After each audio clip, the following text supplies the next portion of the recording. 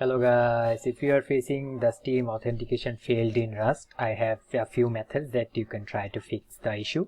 So the first one would be to verify your files. So you'll have to open your Steam application and go to Rust, right click on it, press on properties, then go to install files. Here you'll see this option, verify integrity of game files. You'll have to press this and then you'll have to give Steam a minute to check and fix your files. If it is corrupted, it will download and fix your files.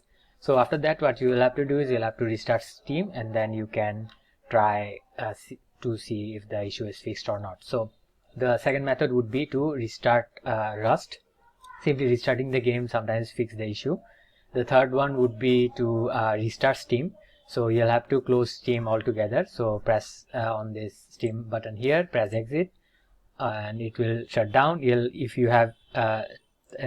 you have Steam running in your taskbar here, so find it and right click and quit Steam as well. So also you can open task manager, go to details and then press on somewhere and press S for Steam. Find Steam. If you have Steam, select Steam and press end task and end the process of Steam.